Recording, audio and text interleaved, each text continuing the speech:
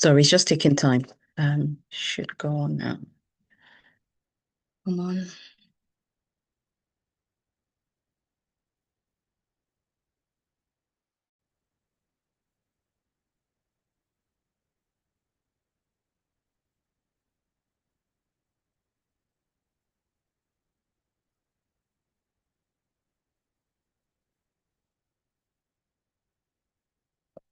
This is absolutely slow.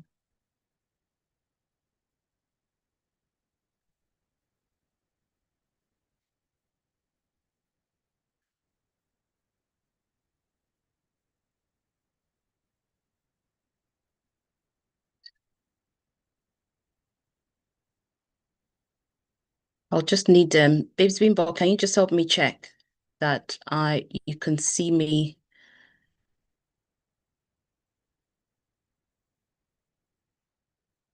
It should be live now.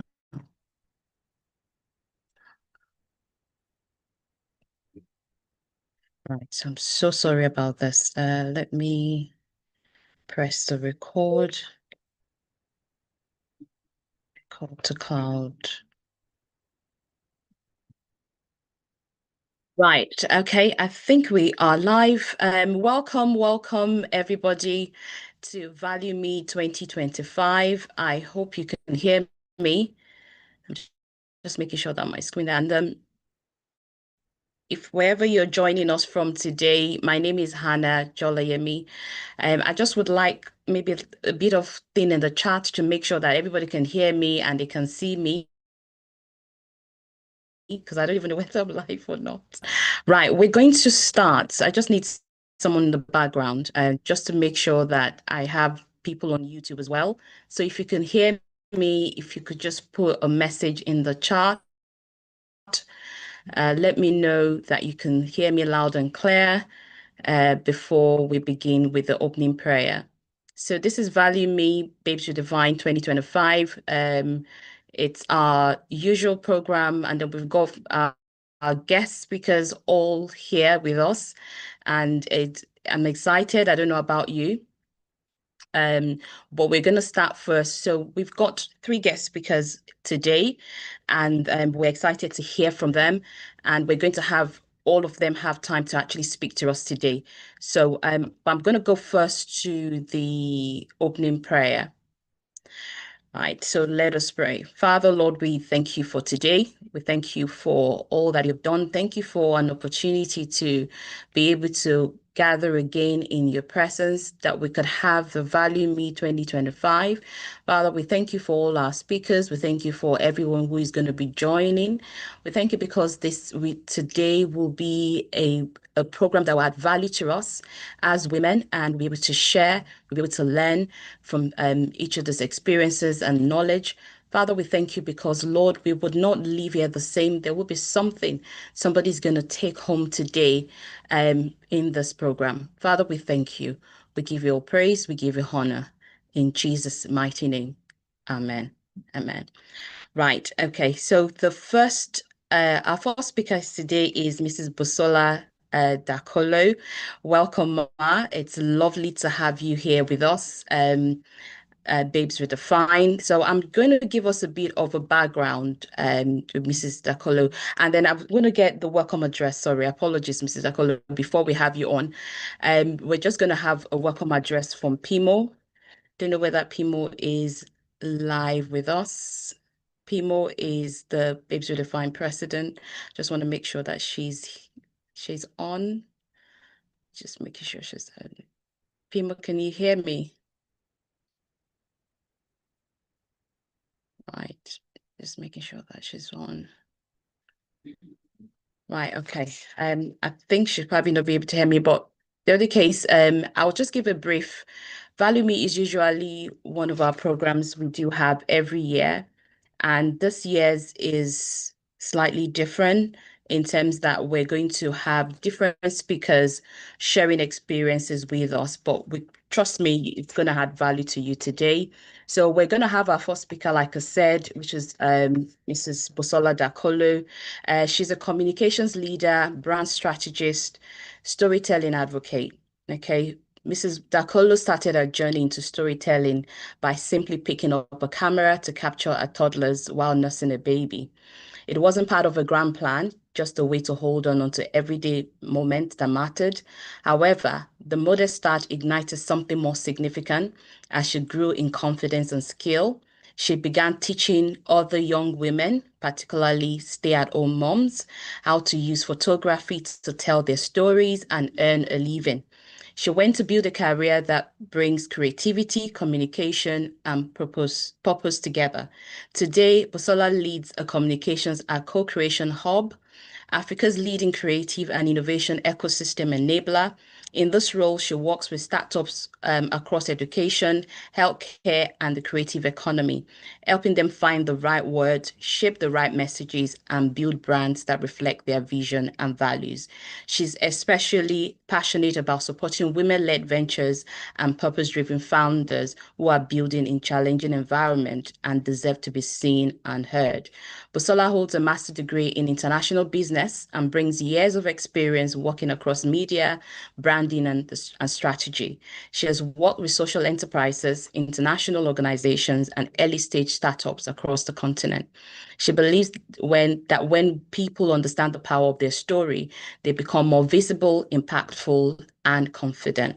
So please join me in welcoming Mrs. Busola Dakolo today on Value Me. Welcome, Ma. Thank you. Thank you so much for having me here.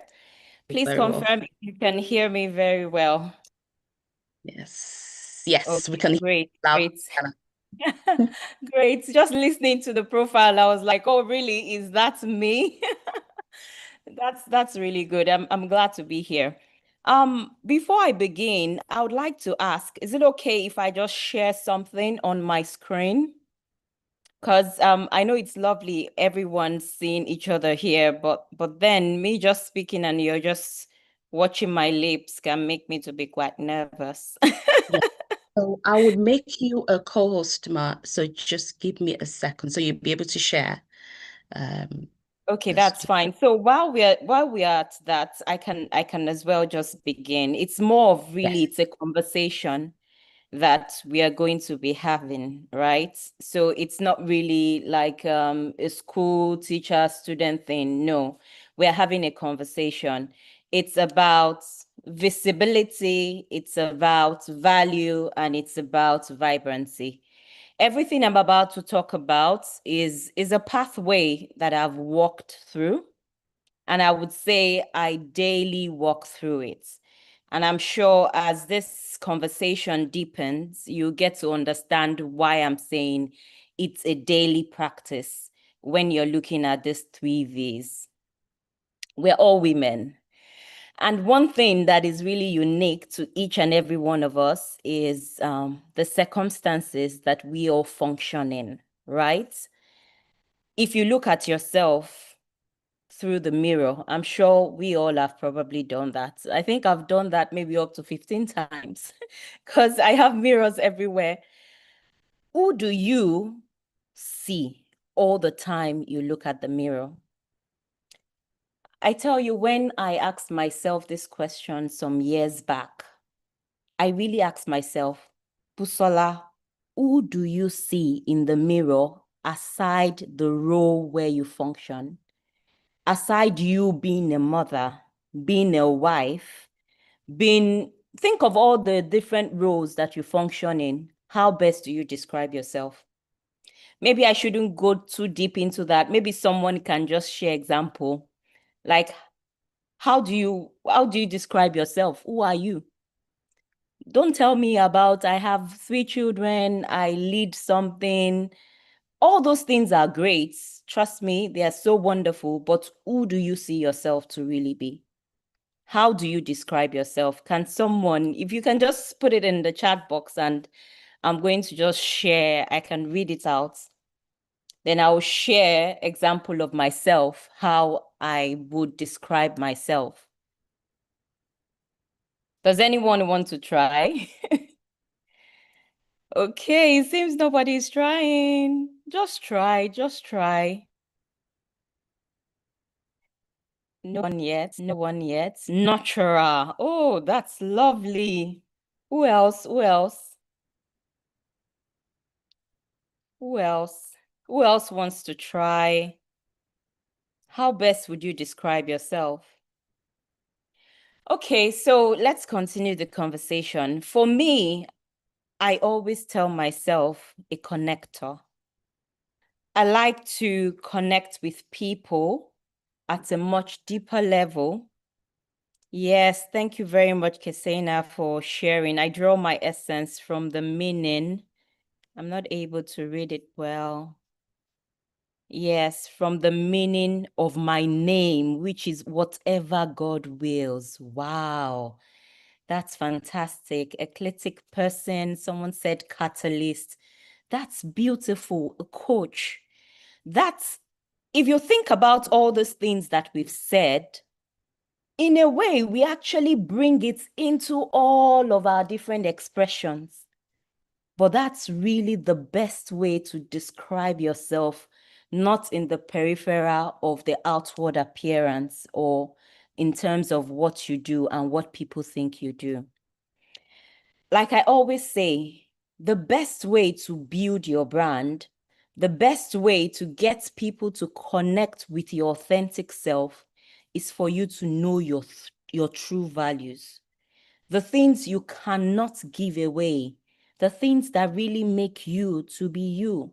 There are some things, once you strip it away from me, Busola ceases to exist.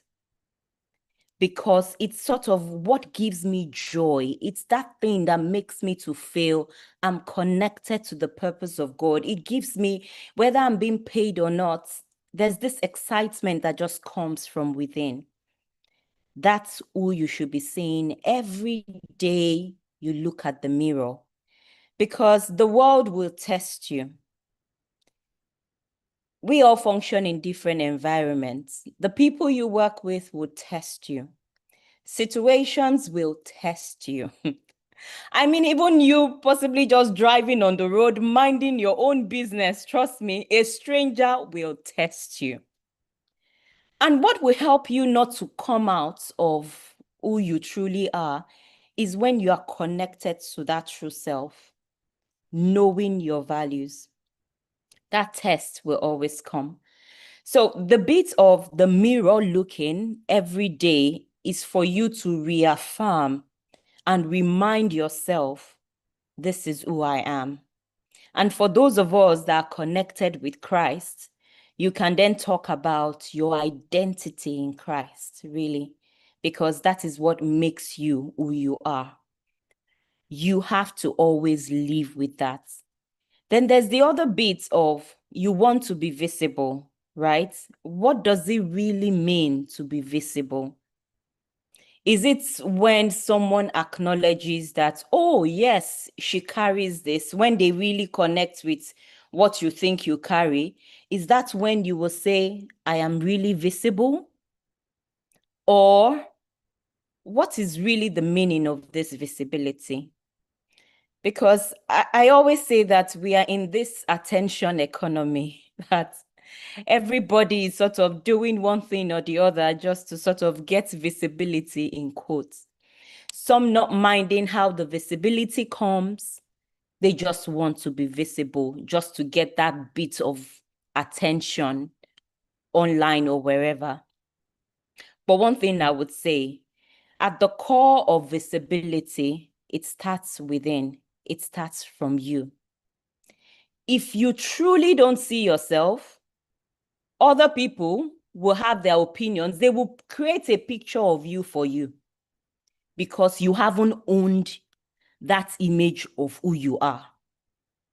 It's unfortunate that my slide is not showing, but there's this picture of different people. You stand, different people are looking at you from different angles.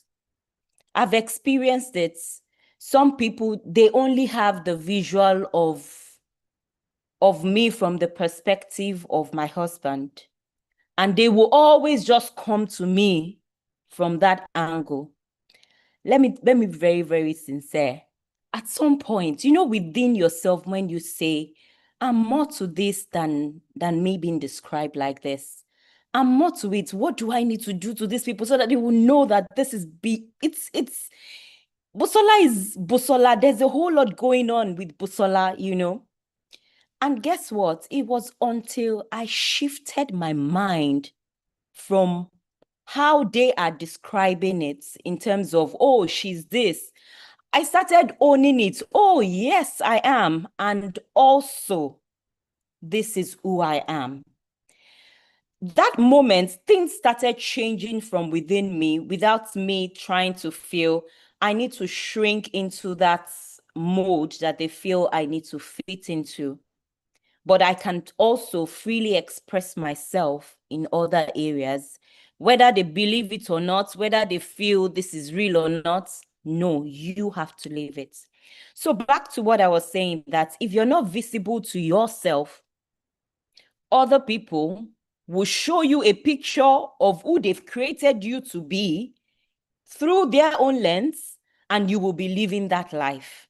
I would say that is so pathetic if it happens to anyone. Because guess what? You've given your power to others. They now have the control to dictate things about you without you being in control. That's too much power to give anybody. So it has to start from you truly seeing yourself. When you understand yourself, you understand your values, irrespective of the circumstance, you will show up in yourself. There will be people that will say they will not want to accept you like that. You will then have to deal with building that inner strength to continue to deal with those situations, showing up. Irregardless, you continue to show up. You continue to show up. You're not showing up to prove them, really.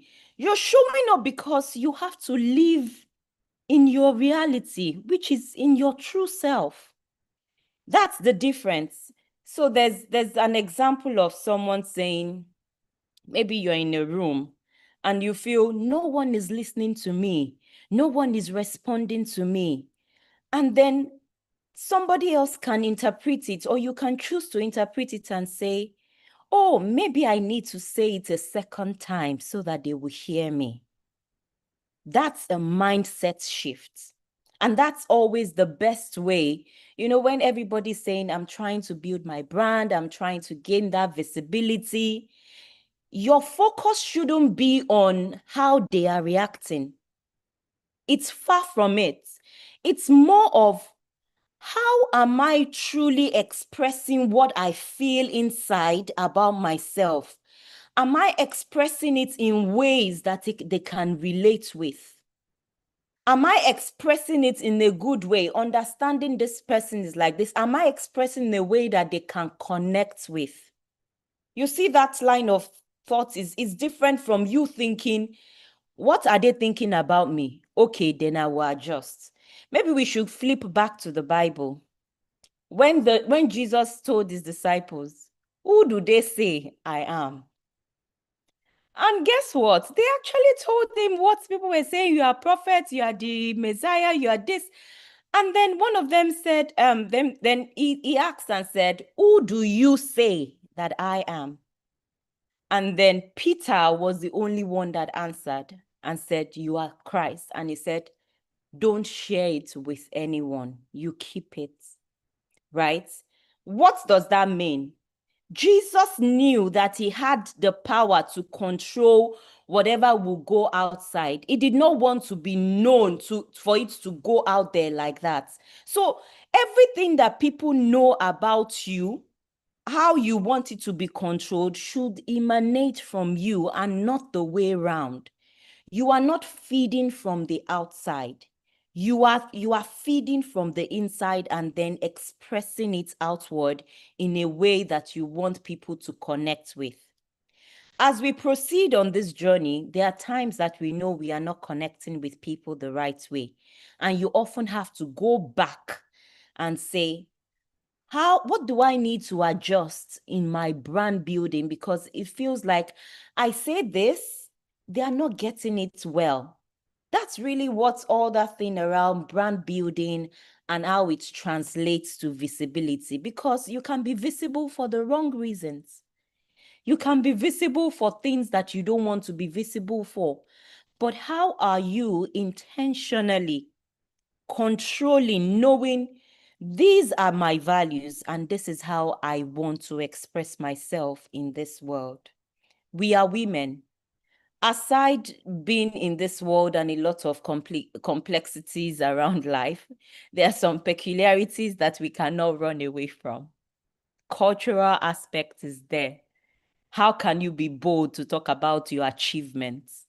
I was talking with some couple of female startups one day, and then I was just talking about you have to be bold to share your stories, not just stories about, oh, how it was so resilient for me. I had to go through hail and high water. I have to go through this in order to get this done. No, brag about your wins as well. Brag about your wins. You have to learn to, if you win something, own it and be confident about it, because that also shows how you value your own progress. If you don't value your achievements, how do you expect others to help you amplify and show it to the world that this is great? So that's one thing I would just drop in terms of visibility.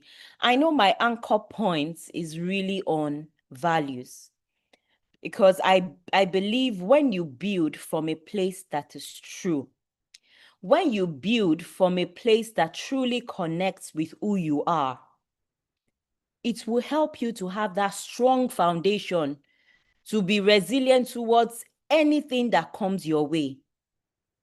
Okay, you said I should be able to share.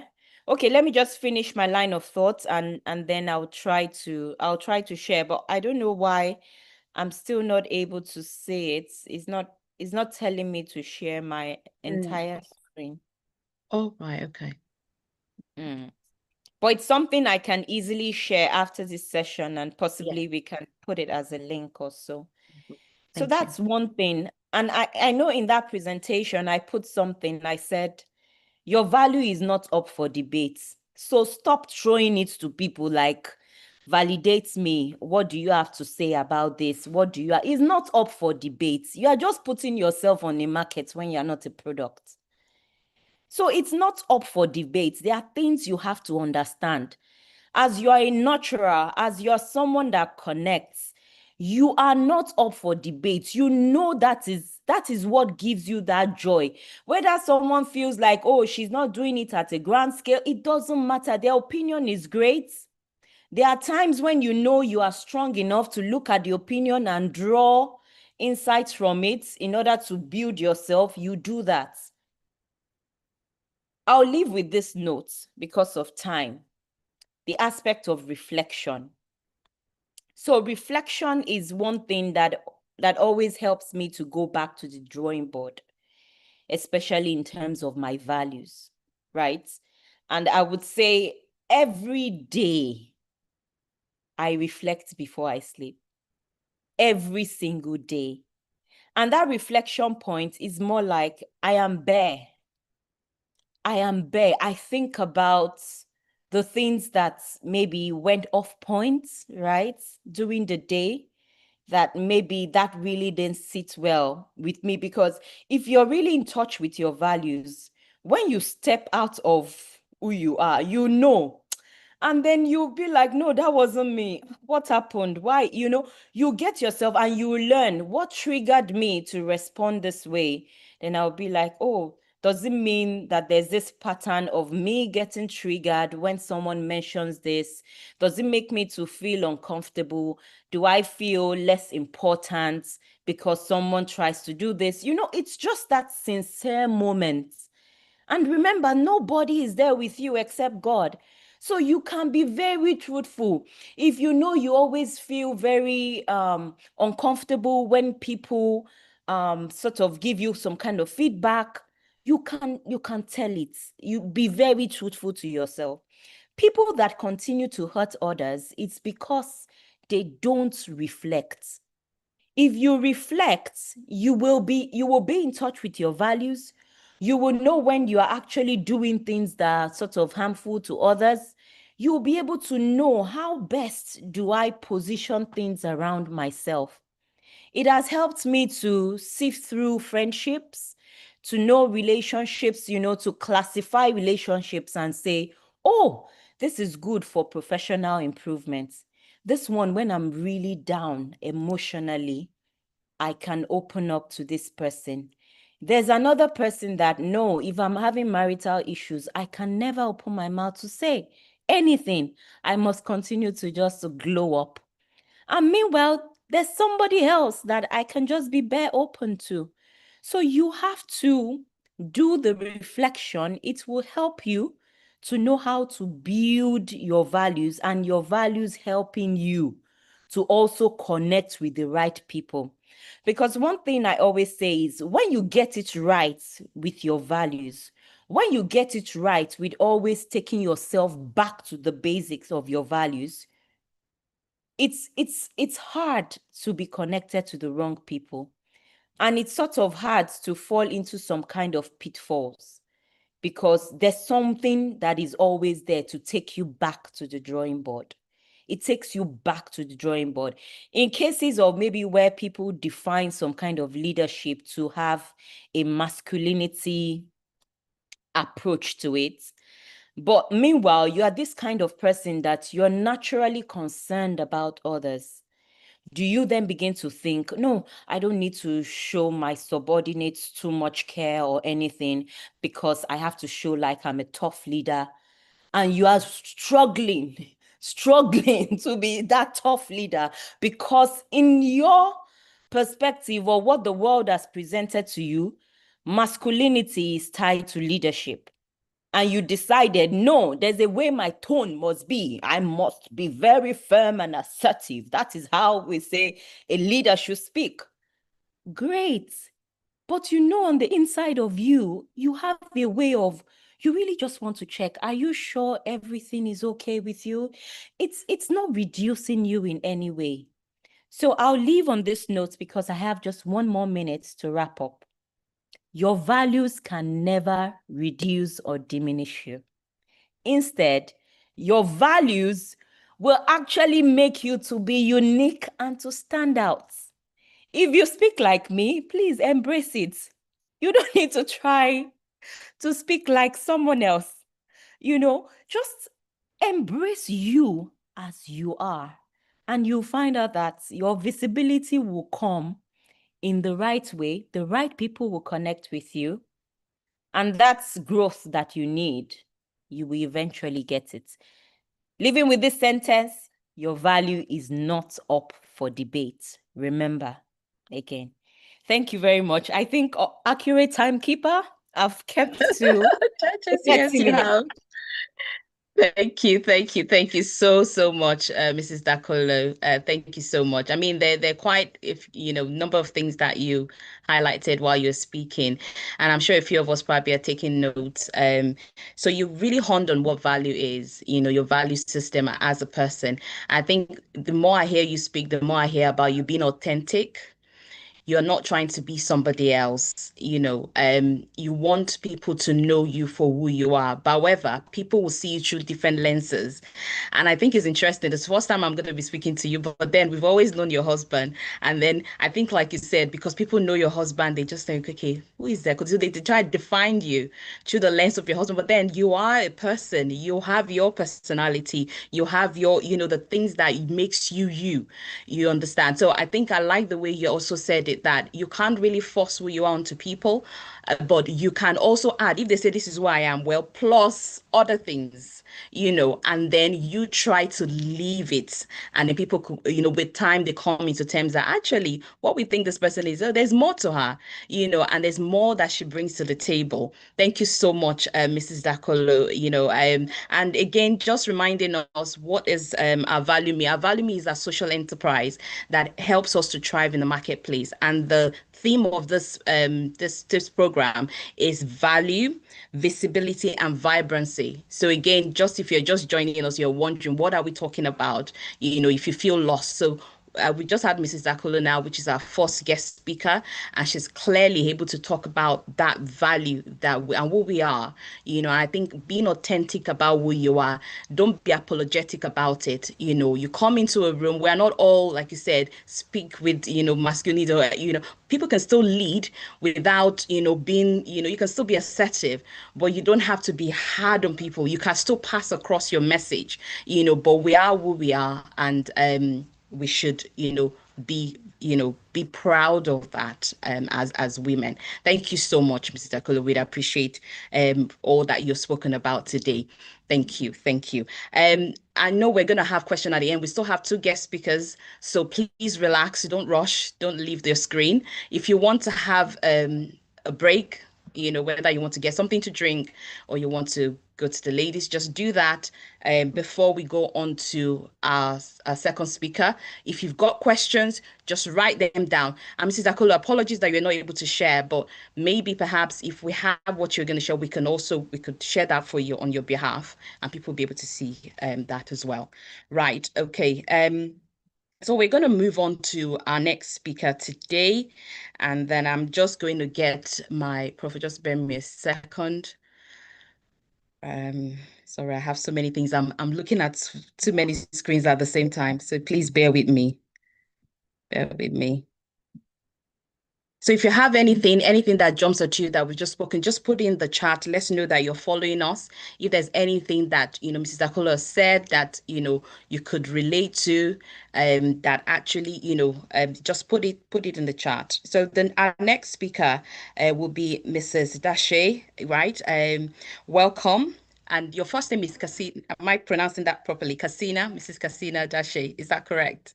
Great, awesome. And I'm just going to read her profile, in case people are wondering, who is she? What does she do? So I'm just going to let you know who she is.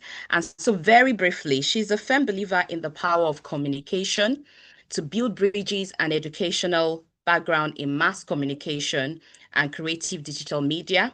Mrs. Kaseina Dashe is committed to understanding how communication can be used as an effective tool for social change and tells development story for a living. She has supported various organizations in program implementation, business development, social behavior, change communication, demand generation, communication for development, knowledge management, technical advisory, strategy development, information and public relations, lecturing, customer service, and marketing communication. As an independent consultant, she has produced and co-produced graphics and audio-visual materials for various organizations. When she wants to distress, Kaseina types poems or reads a book with a cup of tea. So that's an interesting profile there. Join me in welcoming Mrs. Dashe to the platform. Welcome, ma'am. Can you hear us? Yeah, if you want to Yes, I unmute. can loud and clear. Okay. Yeah, This lovely is to the have you. mic check. Just confirm you can hear me. Yes, we can hear you Oh, loud and great. clear. Great. Thank you. Fantastic. Thank you so much for having me. I really love how Busola ended the last presentation. She ended by saying, your value is non-negotiable. Love it, love it, love it. And that is a fact. Yeah. So good evening, good morning, good afternoon, wherever you're joining us from. My name is Kaseina Dashe, and I'm really excited to be here. So first, I would like to congratulate the Babes Redefined group. It's a fantastic platform. And I see that over a couple of weeks, we have been having a virtual fair. So I was very happy to be on the platform. So I'd love to share some feedback and just my general experience going through the virtual fair.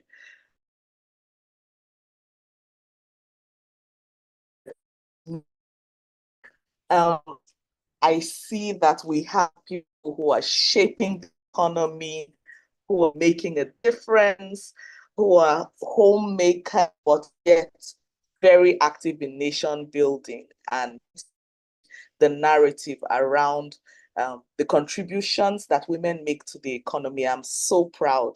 It was such a lovely thing to see. So congratulations to everyone who displayed their products, their services. Fantastic, fantastic, fantastic.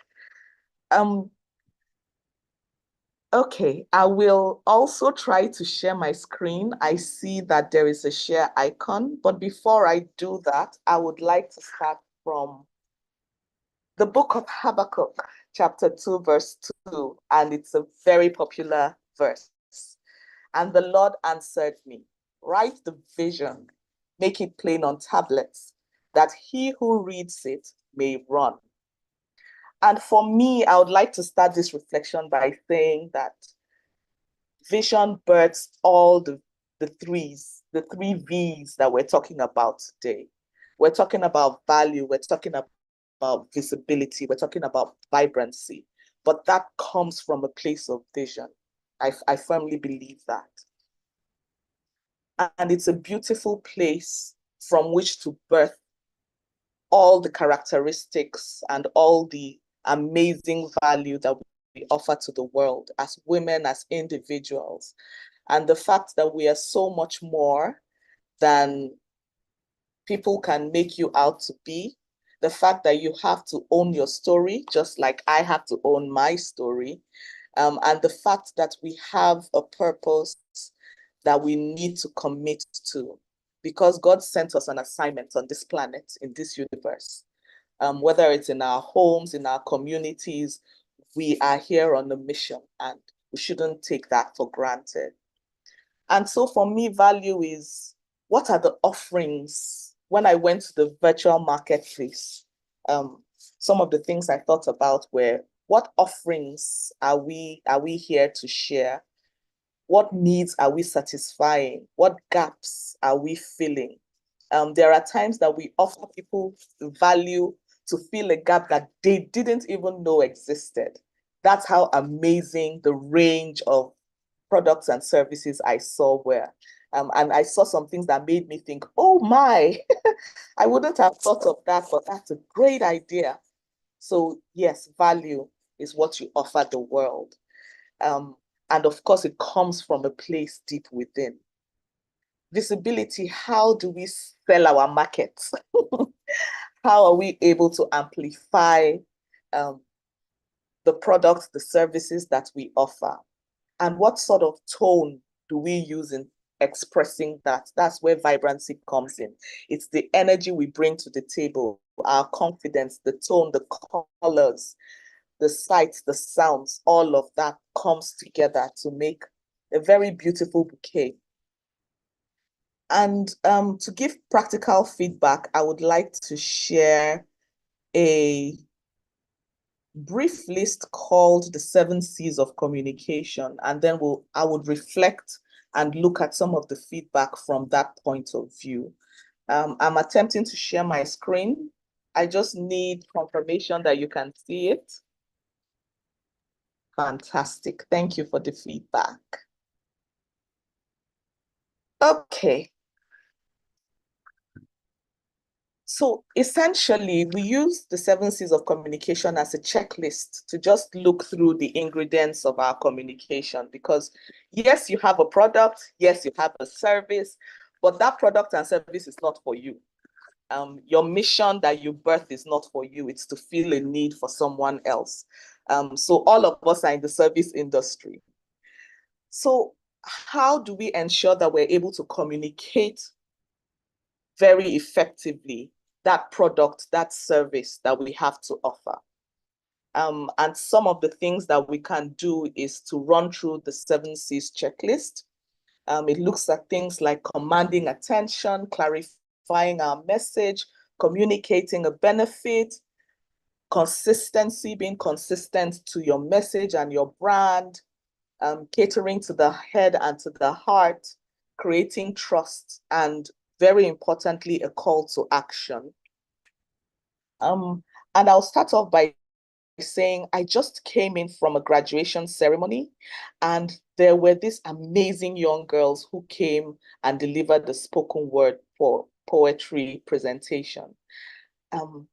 And they talked about the challenges of being young, of feeling invisible, of not being heard, and how much they longed to break from that shell.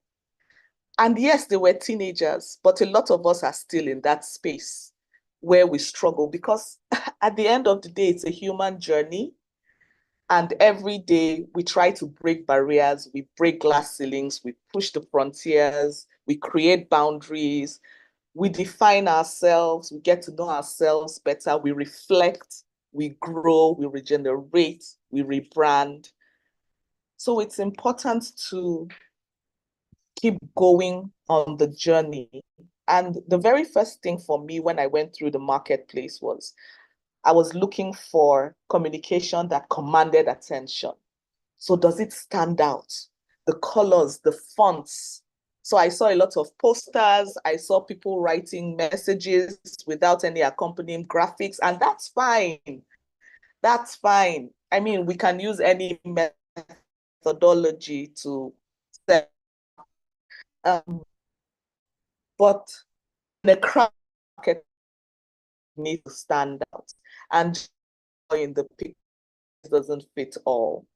So you need to think about the colors, the fonts, the images, the graphics, the message, your slogans, and audience involvement. So I saw a lot of heavy information where people talked about the things that they did without necessarily talking or balancing what the thing that you do can do for someone else. So we should remember that communication is not about you. It's about the person that you want to make the connection with. So always have that at the back of your mind when you're designing communication to command attention. The second is clarify the message. Is the message simple? Is it direct? And let's even start from the beginning. Who are you even talking to? So I saw quite a lot of messages that made me confused. And I was like, okay, who exactly are we directing this conversation at? There is no such thing as general public. We have to distill our messages and ensure that they are speaking to specific people. So you can't be selling baby clothes, for example, and assume that you are talking to the general public. You're not. So you're likely going to be speaking with people that have children within the certain age range of clothes or shoes or jewelry that you are offering. So you need to tailor down who your target audience is and ensure what you're saying resonates with the target audience. One tendency that I find is that we slam a lot of message into, if it's a poster, there is no space at all. There's just a lot of text or just a lot of pictures. But sometimes we need to remember that less is more. So also think about that and think about who you're speaking with and the kind of communication that they would like to be served. Is a busy mother going to have time to read through 3 paragraphs on your poster? Or can you just say that in one catchy sentence? And in that one glance, she has the message and she's able to take action. So think about that. The third is communicate a benefit. Yes, you're selling XYZ, but so what? How does that affect me? Remember that whatever it is that not for you. Remember that your product and your service is not for you, it's for someone else, someone other than you. So they need to understand the benefits that they stand to gain. A fourth is to be consistent. It's very important to be consistent. The materials that you're offering should convey the same message. One sight, one sound, your logos, your words, your themes, your images, the color coding, it should make sense. It shouldn't confuse people. And I saw a couple of things that were a bit confusing. So for example, imagine that someone runs a travel agency. So they are selling ticketing services. That same person is selling crayfish. That same person is also selling cars. That is confusing. Nobody, that is a jack of all trades approach, and people are not likely to trust you. They are not sure that you have competency in any of the three because they are so totally unrelated. So I know there's the temptation to say, oh, what is moving? What is trending? Let me hop on the train. But you need to slow down and think about how it connects to every other thing that you're doing. So stick to the strategy, but alter the execution. Remember that consistency counts. Now, this is my favorite C. Cater to the head and to the heart. And I know a lot of times women are dismissed as being emotional, but for me, I've always said that that is our superpower. And I believe that leading with your heart is important, just as balancing it with the head is also important. So it's important to be able to explain the logic behind your product and service, but it's also to cater, to tug at our heartstrings. Let us know why this is important. Let us know why it should be important to us. Because at the end of the day, you're still selling your products and services to humans, and humans make emotional decisions. So also bring that into your messaging. And that is where the storytelling aspect comes in. The fact showcase authentic self, like Busola has mentioned, it's very important. In showcasing your authentic, there are emotional bits and pieces of you that would get into the message to connect with your audience, and that is fine. So don't forget to cater to the heart and to the head. And then you need to create trust. It's very important for your message to be credible. It's important for you to position yourself as someone who is credible as well. Because without trust or credibility, people may not respond to the message the way you would like them to. And that is where I'm still coming back to the jack of all trades approach. Please don't do it. Cement your services and your products direct that sense. So if an event planner says she's doing catering, that makes sense because those services will complement. So it can to me that an event planner could do decorations, could do catering for it. So it's important for us to think around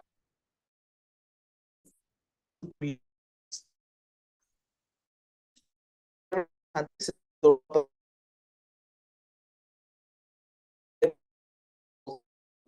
people this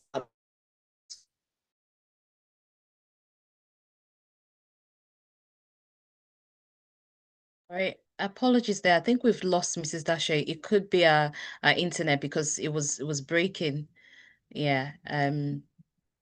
Whilst we are waiting for her, yeah, she's lost her connection. So whilst we are waiting for her, I think she's mentioned quite a few things. And for those probably who have businesses, I'm sure you can quickly relate to some of the things she's highlighted. And I think it makes so much sense. She said the first thing was commanding attention. Whatever you're selling, whatever products you're offering, your message needs to be very clear, which I'm sure some of us know, but sometimes we miss those details. Those little tiny details go a long way in marketing, or in communicating whatever we're offering to the people. Mrs. Dasher, can you hear us now? Yeah, your connection, it was breaking and we lost you there. Can you hear us now? Yeah, you're muted. oh dear. Okay. We'll just give her a bit here. It just looks like she's Yeah. froze. Can you hear us? Yeah, it looks like you might have to, possibly if it helps to log out and come back in. Yeah. Can everybody see her? We can see her on the screen, but I think, yeah, she's definitely frozen. Okay. So we'll just give her a bit of time, maybe possibly, yeah, log out and come back in. So, and a few things she shared on the slide. She also talked about consistency. If you're a startup, maybe you're just probably starting your business, you've got to be consistent. I think people get tired. You feel like, oh, I've done it. I've spoken to this people. I've gone to this place. My presence is there. And you feel like you've done it maybe once a week. That's enough. And you stop and they don't see you again. And then you feel like that's sufficient in getting your presence, your product, or whatever you're offering. So, but what the key thing she's saying is you have to be consistent. You've got to continue. You've got to do it again. People, I think even the scripture says it, what we see, we're informed most times what we see, what we hear. Imagine some things you wake up every morning is what you're hearing, you're seeing. And we know what advertisement are, how they are, isn't it? Marketing. You are constantly, and some of us sometimes it rings in our head. We wake up and we remember what we've seen yesterday because you probably like 4 or 5 times, maybe on the radio or on TV. So you turn on your TV, is this product, some even when growing up, there's some things that advertisement that we remember that we can relate to back in the day, and you think, oh, that thing brings back memories. And that's because those things were being shown on our face over and over and over and over again, or probably we're hearing it over and over and over. So consistency is important. And we need to appeal to the head and the heart. I think that's what she's also saying because human beings are emotional. So if you're selling baby clothes and all of that, you need to have, and I think one thing she said was your target audience. So you are not selling your product offerings to the general public. You must have a target audience. Who are the people who are likely to buy this product, the services? Who are the people who are likely to offer the services to? So you need to know that those people and your target should be, and we also know, even though I'm not in advertisement, but I'm always very, I always feel interested when I see advertisement, like, okay, what are they? UK is a very special place. And the reason why I said that is some advertisement are unrelated. So they could be selling, and some of us can relate on the big bosses. They are selling, maybe somebody can give me an example, and then you're seeing brown pants on the placards at the billboards, and then you're wondering, how does a woman being half naked relate to, of course, we know perfumes most times, they want to, nudity is celebrated. That's the way they can sell perfumes. And I don't know who's come about that idea, of dating somebody being nude and selling a perfume. Whatever it is, maybe the market sells that way. But then I think, when we think about it, is whatever visuals or images we're putting out, it should be relatable. And we don't want to do jack of all trade, as Mrs. Dasher said. You need to be specific, whatever your product. Can you hear us now, Mrs. Dasher? Yes, I can. Better. Oh my I'll goodness. hold So I'm on the about fort. to stand on my balcony. Oh, thank Don't you you. just Thank you. love Nigeria? I do. I Oh, love Nigeria. Yeah. we And totally sometimes understand. technology shows us. So my Yeah. sincere apologies. My No, it's sincere apologies. But I had actually come to the end of my presentation. That was the very last slide, which just reminds us to always remember to include a call to action. So there were quite a number of ads that didn't have any clear instruction. You didn't tell the people to do anything. You know, I sell bread, 070, what, and we have a string of numbers. So it's important to always tell people what you want them to do. Otherwise, they'll just walk past it. And I think that's about it. I have also just a few tips. So there were quite a lot of basic messaging in the market. It just felt like any vendor in the market. So I'm selling bonds, come and buy. So there should be differentiation. There should be benefits. There should be value add. Let people know what value they are going to derive from patronizing you. Remember, it's not about you, it's about the customer. So why should they leave all others and come and buy from you specifically? What edge do you have? What value do you bring? What extras do you offer? There were some that were just list of items and prices with no other information. So there was no engagement at all. it's important for you to engage with your customers or your potential customers. That way you get an initial purchase, you get referrals, you get repeat purchases. So you have to think about engagement strategies. Apart from phone numbers, many did not have any clickable links. So imagine that I'm just looking at an ad, I'll have to copy down the number to be able to reach out. It's important to have clickable links or QR codes that people can scan. Make it easier for people to purchase from you. Make it easier. That's your job. That's not their job. So please don't forget that. Then some ads had writings across the entire posters. So the writings even covered what it was that they were trying to sell. I suspect that that is for copyright purposes, or you don't want people to infringe on whatever it is that you're selling, but you're also doing yourself a disservice because you're not allowing us to properly view the offerings that you have. So you have to find a way around that. There were quite a number of busy and cluttered posters, no color coordination, no branding. So think about that when you're communicating with your potential clients. There were some ads that had abbreviations with no translation. So imagine an ad that says, for instance, ABC, and I'm struggling and wondering, what does ABC mean? Don't speak to people as if they know what it is that you're offering. Responsibility is also to educate people.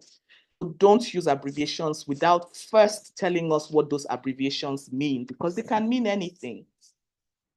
And then there were one or two adverts with no.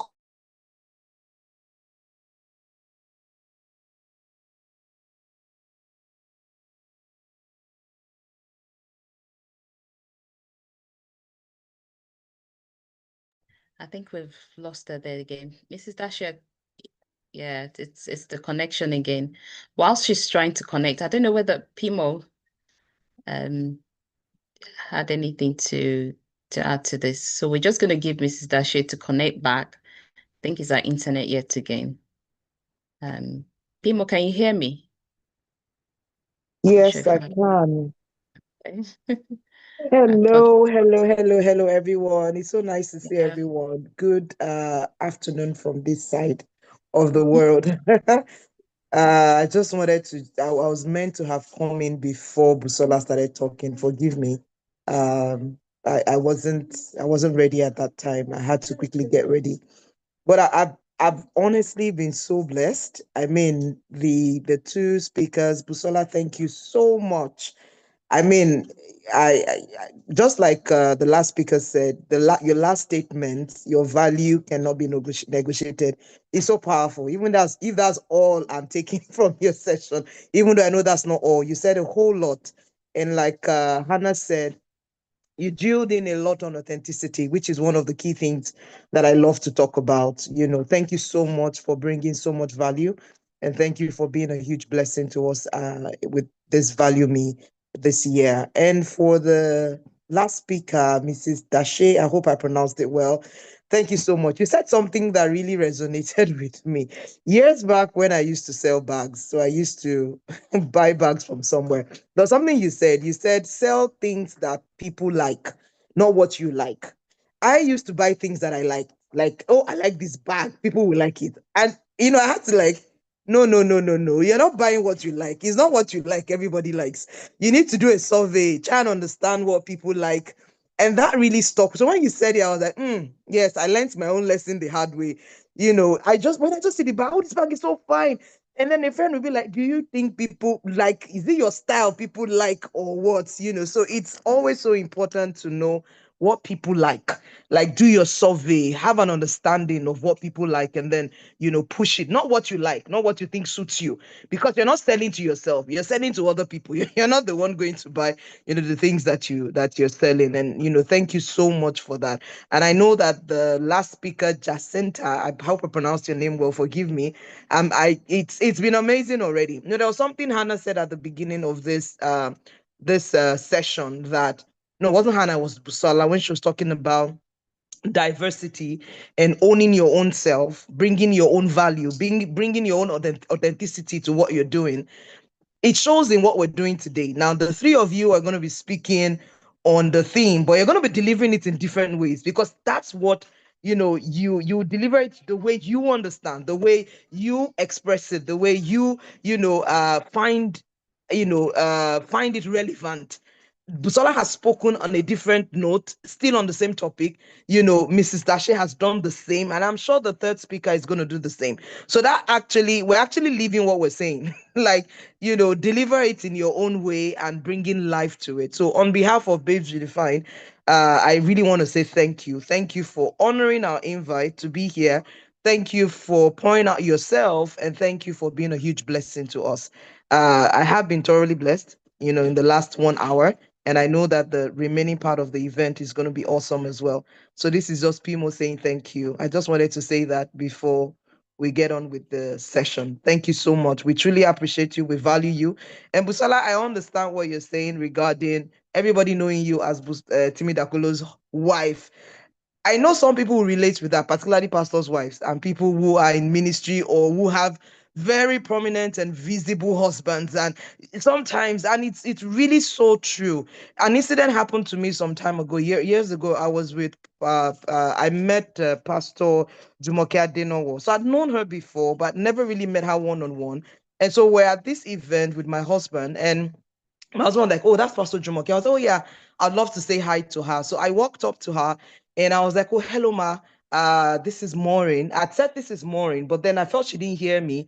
And then I said, "Oh, Pastor Dele's wife." And then she said, "No, who are you?" "Yes, you're Pastor Dele's wife, but who are you?" And I'm like, "Okay." And if you know her very well, it's something she can say. She will just tell you, "Who are you?" And I'm like, "Okay, this is Maureen Pimo." I started giving lowdown of who I was, but that resonated so well with me, for people who have spouses who are out there. There's a tendency that people will constantly want to, relate with you or relate to you based on, look at you through the lens of that person. And so what you've done, Busola, is very, very instructive to a lot of women. Own your tough, know who you are, don't be ashamed to come out there and own yourself. I mean, the world is going to be boring if everybody does things the same way. And I don't think my God is a boring God. My God is the author of authenticity, so much that nobody has the same thumbprint. We've all got diverse thumbprints, and everyone, God is not boring. He won't make everyone one the same way. We're all unique. So same with our children. You've got two people coming together. The children are all different. You don't relate with them the same way. That is how diverse we are. And that's how our world is. And that's what we should actually, portray out there. Don't try and be somebody else. It's a waste of time. Why do I want to be a photocopy if I can be an original? I want to be an original because there's no other person like me. Even if our assignments are similar, even if what we sell is similar, we cannot do it the same way. I tell people that your purpose is so intricate to who you are that no other person can do it like you. Yes, God won't give a vacuum. He won't leave a vacuum. Somebody else will come if you fail to do it, but that person can never do it like you would do it. So own yourself, be authentic, embrace your authenticity, embrace your values, and never be ashamed or too shy to just push yourself out there. And of course, with everything Mrs. Dashe has said regarding communication, very profound. And I'm looking forward to what Jasinta is going to share with us today as well. And Hannah, you're doing an amazing work as well. As always, thank you so much. God bless you. And to all the babes watching on YouTube, I love you. God bless you. Thank you so much. Love you too, Pimo. Thank you. Thank you very much for that note and that address. Thank you very much, Pimo. And thank you, Mrs. Dashe. Sorry, I know your internet dropped, but I hope you had finished. I knew you finished the slide. Okay, thank you so much. I think we've kind of done a recap, but there'll be questions and answer after our last speaker, Mrs. Jacinta. So I'm going to obviously read a profile of Mrs. Jacinta to us before I welcome her on board. She's an accountant director turned strategist with experience in building brands. Through the years, she's managed advertising brands such as Safaricom, Orange, Airtel Rwanda, MTN Rwanda, M Copa, Rwanda Air, Engine, Salam, Volkswagen Rwanda, ALX, just to name a few. As an individual, she's what many would describe as an extrovert, friendly, outgoing, and she has a ball of energy. Wow, that's interesting. She's a free-spirited person. She learns and makes things happen, and she's very good, obviously, experience in marketing and advertising industry. Through data, she has a privilege on working on game-changing campaigns such as Connect Rwanda, Fuel by Motto, among others globally. During her 9 years experience, she took part in projects that won African Canes Award or brought the brands she's represented to get big wins. During her free time, she's an actress that's been nominated for Kalasha Award, a producer that's produced many TV commercials, a voice artist, and an endometriosis awareness person. Wow. Wonderful profile here. Please join me in welcoming Mrs. Jacinta to the platform. You're welcome. It's First lovely of all, having you. Hannah, I did Yeah, not know that you are going to read all that. I was like, you asked for my bio and I just duplicated what I had on my LinkedIn profile. Then right now I'm like, oops, I should have narrowed it edit. down, but No, it's here we okay. are. It's okay. Thank you.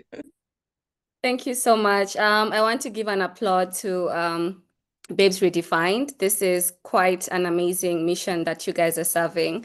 At the same time, I want to give a huge kudos to Busola and Dashe. Those were such amazing conversations that we've had, and most importantly, very vast nuggets of knowledge have been shared, and I myself do feel inspired. When you say it, who's taking notes? I'm here with my notebook, and it's because I do believe in continuous learning. Learning never stops. So I'm super excited to be here. Excuse me, I am not looking like a Babes Redefined because I'm running with the flu right now.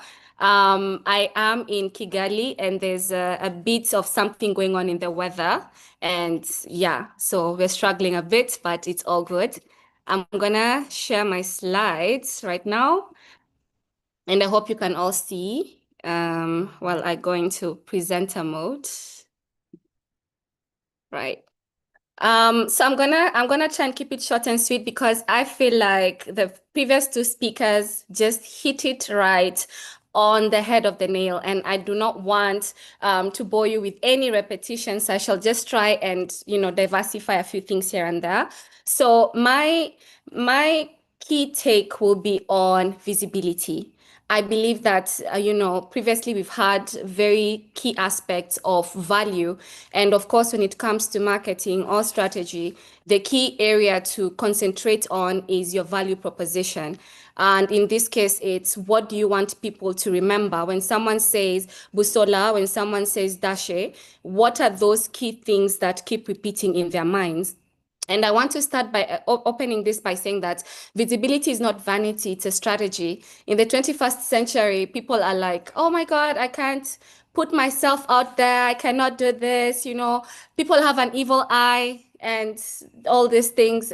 But the truth of the matter is AI is here. Tech has, evolved quite vastly, and the most you can do is jump on the bandwagon and also find your niche in here.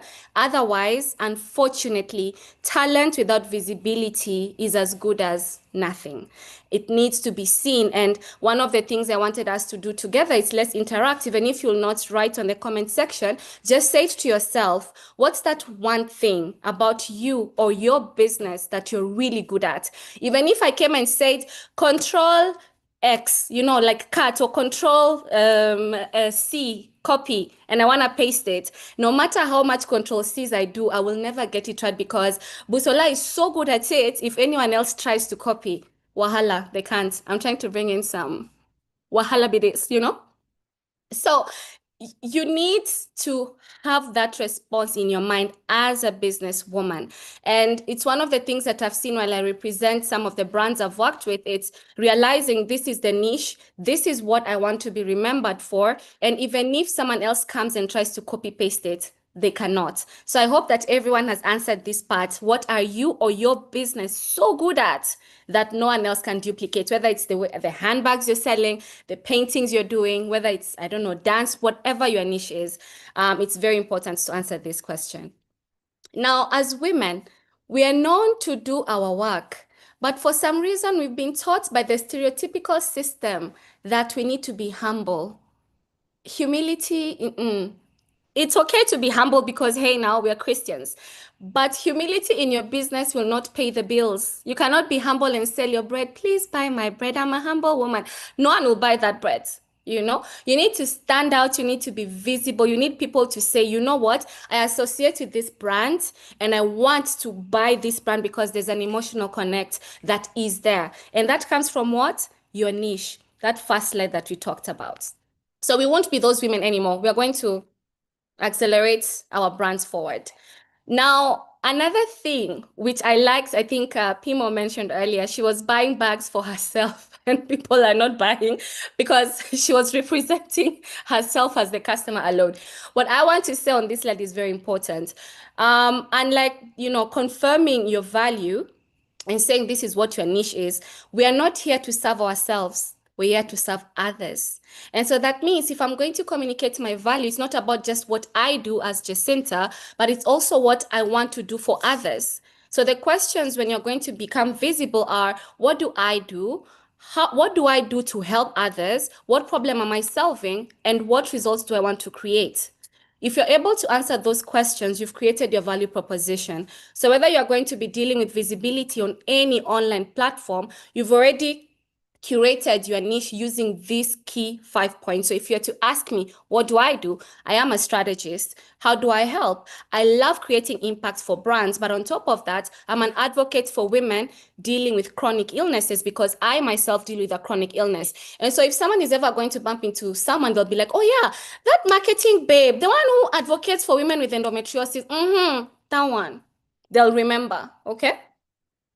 I'm trying to go fast. I hope I'm not bad for time. Okay.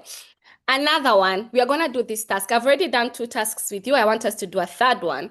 If you're able to create one value, proposition for yourself or for your business in this session, it will be very good because you're already leaving this session with a clear highlight. So if you're able to tell yourself in this statement, I help dash, fill that in, to do what? So that they can. So the X is for you to fill it in, like in mathematics, find your X. So who are you helping? What are you doing? And when you help them, so what? What's the outcome? Because you're not doing this as a fluke. You're doing this with a purpose, with a mission. So describe your what, your why, your who. And there you have it. You have your visibility online.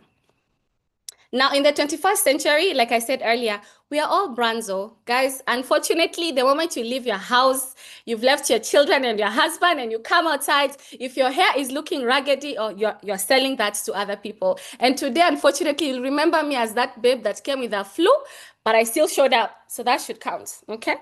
So branding is what people will say about you when you're not in a room. So Hannah, when you're not in a room, what are people remembering you for? Whether it's you or your business. Because at the end of the day, word of mouth is so important. If I went on Instagram and I saw Busola and she was selling her branded something and I'm in a women's group, I'll remember her and I'll say, wow, I associate with Busola because of this.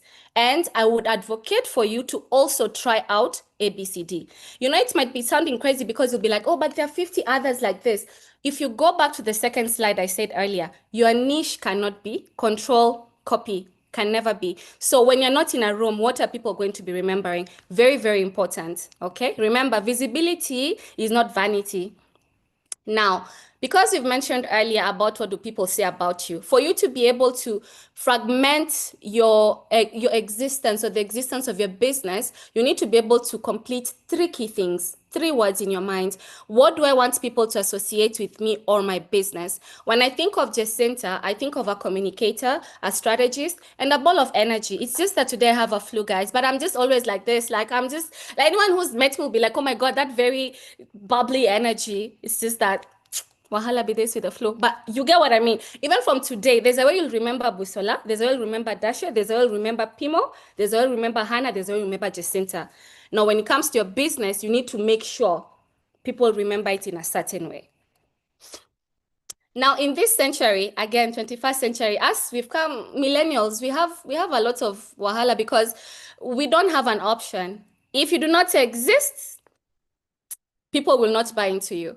So your online presence is mandatory, obligatory, and just to make it even more profound, compulsory. You don't have an option, guys. And it's not to say that if you're not online, your business will not work. But if you're trying to soar higher and have a moonshot, you have to change the way you're doing things. Because at the end of the day, you cannot do things the same way you've been doing them and expect change. I think that's what they call foolishness, or for lack of a better word, I can't remember, guys, sorry. But online presence, very, very important. What you need to learn, or when you're starting up, WhatsApp marketing has become a big deal right now. It's quite seamless, so simple to set up, nothing extra about it. You just need to be present, always able to reply to people. LinkedIn is a free aspect. And I'm going to show you examples of women who actually did it with nothing, and they've soared higher in terms of their brand visibility. And things like Instagram, TikTok, you can come there with your tissue and you're doing a TikTok challenge. There are people are there, they're dancing, and you are just dancing there with your TP. That's visibility, guys. It puts you out there. It puts you across different people on different platforms. Another aspect is, you know what, Miss Dashe talked about advertising, and for me, my background actually stems from that. I came from being an ad babe before I went into strategy.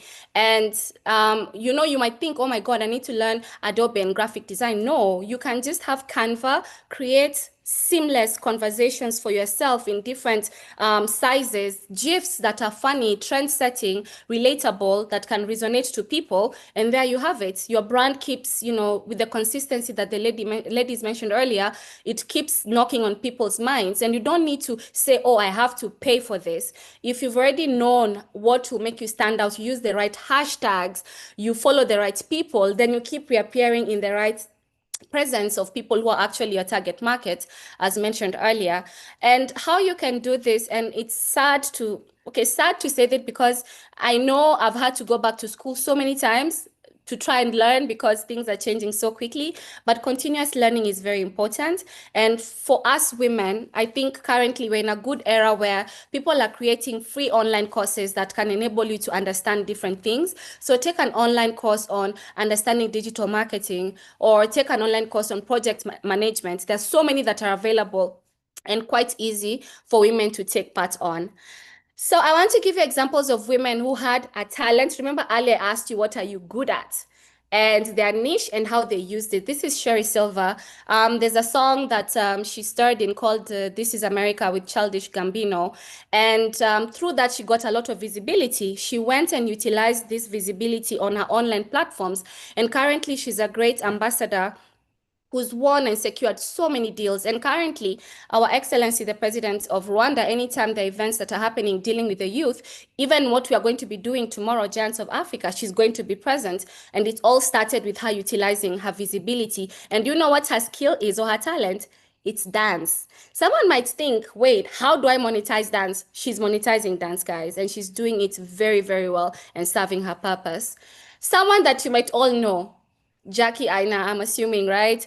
And she created her niche in beauty and influencing, and she was certain that she'd fill a gap in the market for women, like colored women like ourselves, in terms of how we access beauty products. And currently she's built a multi-billion-dollar beauty brand, Moonshot again, guys. But also to bring it a bit closer to home, this is Nelly Cheboy. She founded TechLight Africa, and she basically, built a brand that is consistently helping young people in rural areas of Kenya to learn about, digital aspects, because they do not come from privileged backgrounds. And through this, she's been able to win, CNN Hero of the Year, right? Now, these are obviously very centric to someone's talent and passion. When it comes to your business, it's the same thing. You find your niche, you find your people, and make sure you talk to them, not at them, actually not to them, not at them, but you talk with them. Because I'm able to take feedback, I'm able to bounce it back, I'm able to make myself better and continuously change. So talk with your customers, don't talk to them, don't talk at them.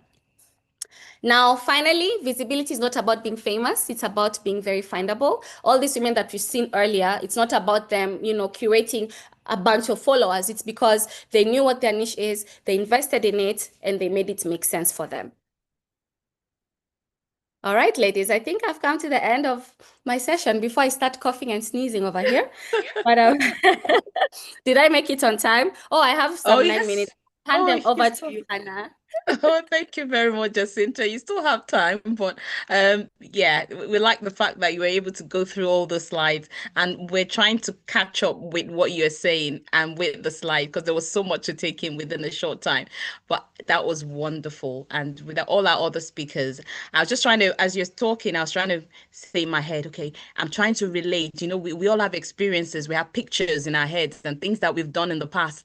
You mentioned something called value proposition. Although I'm an IT lady, but that thing that you wrote on that statement, I do it for my business, the organization I work for. We always say, who is our target audience? So if I'm changing something, let's say software, we would always call something user story. We'll say, who are we doing it for? And what's the reason and what's the outcome? That's exactly what we do. So everything, there's always something. We don't just go out there. It's always for the customer. Why are we doing what we're doing? Who are our target? And that's every time I do my work, that's what I used to follow. It's a template that as a business analyst we follow. So it's interesting that you can relate that to obviously marketing, as well. So, but yeah, you said so much, and I'm sure a lot of people are probably buzzing with questions they want to ask all our speakers today. So if you're on YouTube, you're here, just please let's start getting all your questions through, and so that we can, get them answered. And if you're following us, just put something in the chat. Let's hear from you. What have you gained? If you're a business owner, you're offering products and services, what has your experience been like? If you've been doing this for years, are there things that you've learned on the platform today, the session today, that would help you moving forward? Is there something you're looking to change? Is there something that, if you've reflected on some of the things you've heard today, are there things that you're willing to improve on? Let's hear from you, because again, we don't want this to just be a session where we just hear and then we just go and that's it. There must be something that you've gained here today. So we would like to hear from everyone. If you have questions, please let's start getting them in, and I can start sharing with our speakers. So Babes Bimbo, if you could help me, if any is on YouTube, I might not be able to see them. I'll look at the chat as well. So would like to say thank you again to all our speakers. It's been wonderful. All right, we've got a question. We've got question one. Can you please point us to sites that offer free online courses? Most ask for payment on the long run. Yeah, so that's the question. I don't know who this is referring to, if any of our speakers. I don't know if anybody mentioned where you can do online courses, free online courses, sorry. So the ones that won't ask you to pay, because we're very aware that there are some that they just tell you to go on and then you realize after you have to make some sort of subscription and payment. If I may take this one, because yeah, I did mention, and like I was saying earlier, Hannah, I'm a big believer in continuous marketing. And one of the platforms that I do remember top of mind, Google Digital Garage, they've constantly been, renovating it, but they always have free courses around digital marketing, some data analytics, at least for beginners. And then also there is, if you're thinking about business, you can think of Allison. Allison also does offer some free certificates. And OpenLearn. OpenLearn also does offer free courses, free certificates. So OpenLearn, Allison, Google Digital Garage, those are areas that you can look at. But if you're in Nigeria or any parts of Africa, I work for ALX, so I'll just mention it. It's fully funded by the Mastercard Foundation, but there's a $5 fee, which basically it's cheaper than your airtime, guys. And you go and get good certification, especially if you're going to learn about project management. You can take like a virtual assistant course, invest in yourself. $5, you get a good certificate. You get to learn how to use these online platforms and to make them make sense for you. So I've mentioned 4. I hope everyone has noted them down. Thank you very much, Jacinta, for this, because I hope people are able to, we can obviously paste them in the chat for some people who did not get to catch those courses that Jacinta has mentioned. Thank you. Can I add a Yeah. couple? Yes, please. Yes, Okay. please. Let's go, Mrs. Dashe. Okay. Okay, so for people who are interested in courses around the development space, you have the Agora platform by UNICEF. There is Disaster Ready platform. Then there is Coursera, there is Udemy. Jacinta has mentioned Allison. There's also Future Learn. Yeah, there's Future Learn as well. Oh, that's great. Thank you. Thank you, Mrs. Dashe. Yeah, that's correct. Yeah, I know Coursera. I've used Udemy myself. Yeah, and the few other ones that you mentioned. And we could probably paste that also for those who didn't get that. Thank you. Thank you. We'll move on to our next question. It says, can you share a time when you felt undervalued in your business and how you overcame that season? For this person, this has been a struggle for her. So I don't know if any of our speakers are willing to answer that. So has there ever been a time where you felt undervalued in your business and how you overcame that season? So I'll open that to the floor. Thank you. Okay, Mrs. Dakolo. maybe Yeah, I go on. should jump in here. Yes. Thank you. Because I ran a creative studio for a while. Okay. I think I've been an entrepreneur for quite a while, right? From actually doing hair business, like in the days, I think that was in 2016, which I Wow. started selling wigs, and then I started learning how to make the ventilation itself, the hair ventilation with my hands. So back to the question. I think let me just bring out the scenario of when I was doing photography. Because of how photography generally was perceived then, now it's quite a lot better in terms of people are knowing the value of photography. Some then, they just felt it was a thing of just enter into a studio, you just take photo. They don't understand the aspect of me trying to know what they want to use the photo for, and then actually creating something that connects to their why. And I felt I was offering a value that was beyond, okay, you said you want to take a photo, so come, I'll take the photo. Mine is to collect the money now, and I'll collect the money and you leave. But because I knew the value I was offering was more of a personal branding bit, I go ahead to do like a consulting with them, asking, what do you want to use the photos for? Sometimes I advise that the mood they are presenting doesn't connect with their personality. I think you need something that connects with your own values. But yet, it felt like they were still giving me that same amount of, just come in, take the picture and leave.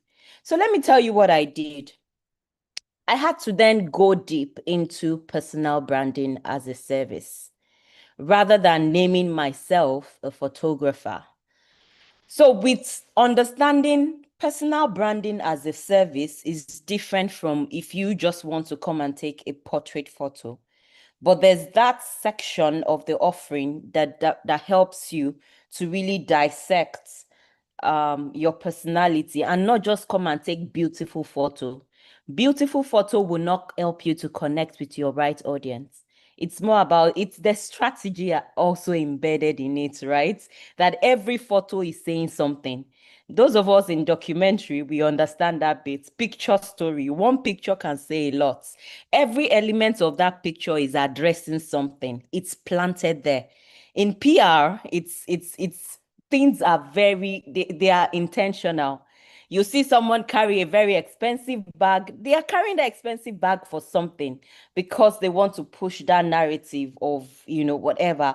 So the moment I decided that personal branding was going to be a service, And then I began to share tips around personal branding and also presenting my own brand. So it was during COVID and everybody was at home, right?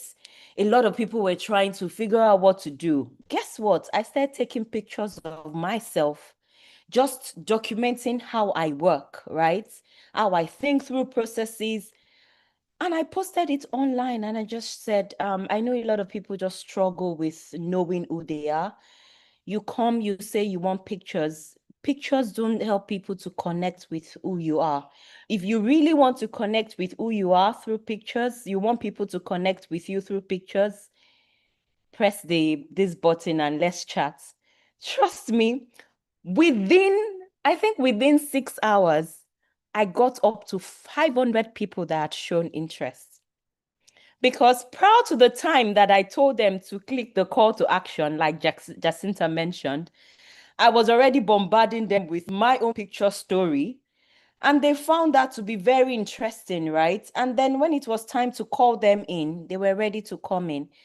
From there, I got people that were willing to pay me the kind of money I knew I deserved. And I started resolving into, no, Busola, you're not just going to be doing portrait photography. I think you're now more of a personal brand photographer. And from that, I moved into brand photography, actually doing branding photography for organizations, for mainly the real estate industry. So there's always a way to pivot as you're evolving, right? As you're discovering there are new offerings that you can begin to render. Just map it out. So that's how it worked for me. I hope you've been able to pick some points that will help you there as well. Thank you. Thank you so much, Sister Kolo. Yeah, that really makes sense because that question was you felt the person felt, you could feel undervalued. So like you said, when you started off as a photographer, you knew what you were doing, but then the people were perceiving your business as something else and you didn't feel that the value you felt that you were given, they didn't receive that. They didn't, I don't know what the right English word to use, but then until you venture into something else, plus photography, then branding, there's somehow you felt value, and that's what we talked about earlier, isn't it? What value are you adding, are you giving? And that way you felt you were doing something you enjoy, you're also adding value, and then money was also coming in, and that's what you want. You don't want to do, I think it was Jacinta or Mr. Jesus said, you don't want to be doing something and then you love it and then you are humble and then people will get it for free. Even that photograph, if you didn't say, name your price to what you were doing, you have people who will come and take the photos, right? And they will just go. And then you realize, well, yeah, what exactly? Of course, I want to do this, but I want to make money as well. At the same time, add value. Thank you very much, Sister Kolo. Any questions? Any more questions, please? For those on YouTube, please let's have your questions. Our speakers are ready to answer them. So I'm just going to check the chat. Okay, we've got the next question here. It says, how do you navigate visibility in the digital age without becoming overwhelmed by trends or pressure? There's just a whole lot out there, and most don't seem to appreciate my work. So this person feels like it can be overwhelming, and it's very true. If you just go on social media, just Facebook alone, sometimes by 30 minutes you have gone through your eyes of it can be overwhelming, right? So she's saying for our own business, there's a lot out there and she doesn't feel that she's appreciated for her work. I'm not really sure what she does for business, but is anybody able to answer that? So how does she navigate visibility at this time without feeling overwhelmed? I can jump in if it's okay, Yes. unless Yeah, that's so. fine. Okay. Okay, cool. No, carry on. Yeah, thank you. Okay.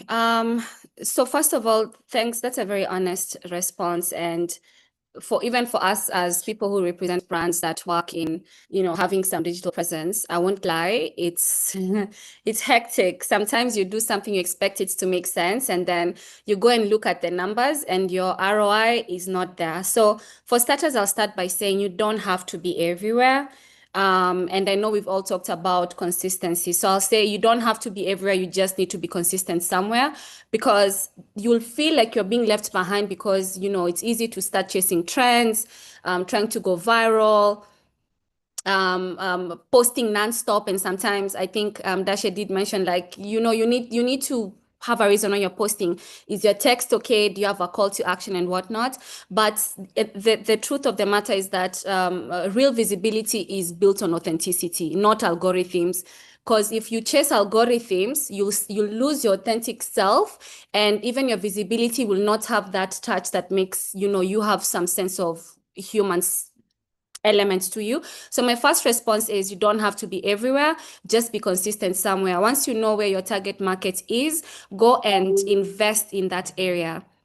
Another thing is that define your purpose before posting, because I feel like, especially now with the influencer marketing age, people are busy putting anything and everything because they want to attract the whole segment. But if you found your niche and you know what your call to action is, and it's very clear, and again, you remember that you're posting where you're needed, not just everywhere, it helps. Pick one platform and own it. There's so much going on, guys. Snapchat, TikTok, Instagram, it's a lot. Just pick one platform that works very well for your business and curate it to be mwah. And then once you've got it right, if you feel like you still have a bandwidth for another one, go ahead and do it. In terms of, like, seeking more presence in a different platform, always value quality over quantity, because maybe I'll put one post a week, but that post is so good, it's gonna keep attracting more people, and it makes sense for them. So yeah, I think that's how I'd word it in summary. You don't need to be everywhere. Be somewhere, be consistent with it, and again, it all derives back to your niche. I hope I've answered your question. I started blabbing at some point. Oh, no, no, no, no. You absolutely did. And I think most of us were just nodding our head to tell you that yeah, that makes perfect sense. You don't want to I- be everywhere. Yeah, go on. Yeah, Mrs. Dakolo, Yes, go can on. I add something? So I Yeah. really love what you said about them picking a particular channel to use. And I also just want to buttress on what Jacinta mentioned, right? You can actually get little quantity in terms of small numbers, but they are the right people that you need to connect with. So sometimes don't wait. When your message is correct, the way Kaseina has already mentioned, you will connect with the right people. And the right people will bring you that business that you need. It has happened to me in terms of my business profile. And it's connected me with the right people that brought in the millions I needed.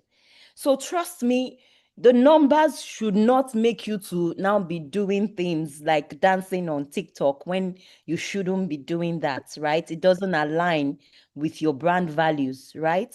So I just wanted to mention that rather seek alignment rather than the numbers. Yes, thank you. Awesome. Awesome, Mr. Dakolo. Mrs. Dashe, you want to say something? Go ahead, please. Thank Yes, you. yes. So in addition to what the lovely ladies have shared, honestly, I'm going to share my number one hack. And this number one hack, I discovered it, well, not discovered, like not discovery like that, but I connected with this hack about 3 weeks ago. So I use LinkedIn a lot, and I recognize that it's not about the number of followers, it's about having those authentic engagements. And those authentic engagements brings about leads that can, move you up or open up business opportunities. But something else happened to me 2 weeks ago. And that day I prayed and I decided and I said, Holy Spirit, I really would like, no, it wasn't even me. I just felt led to share a post. And it just hit me like a light bulb. And so I just got my laptop and I started typing. And honestly, I did not dictate that to myself. Like the words were coming, I was typing, and I hit share and I forgot about it. As I speak to you, that post that was led, or rather that was dictated to me by the Holy Spirit, is my best performing post ever. 3 weeks later, I'm still getting crazy engagements on how much it resonates with people. So we have the ultimate hack. We are the temple of the Holy Spirit. He dwells inside of us. Honestly, just go and say, you know what? This thing is not making sense and I need you to help me. And watch that happen, because it happened to me and it's just 3 weeks ago. Yeah, so that's my own hack. Thank you very much. And I think that's also good. And for the person who's asked that question, I'm sure they can draw from that experience that you've had. And like every other person has said as well, you don't need to be everywhere. There's just something that you've got to do, and that one thing could bring the lead that you need. Because when we look at our algorithm, that's what just is. Don't follow algorithms. And I think that's what the trend on social medias are, right? You want to see how many views, how many this, and trust me, you can have 1 million views and no leads come from there. So if you're looking at the numbers, so you just want the right people to connect with, whether your product or your services, and those right people will bring the connection that you need or the leads that you need that will bring you move your business forward. So I think that's also something to take note of. So thank you very much, Ola Speaker. We got another question.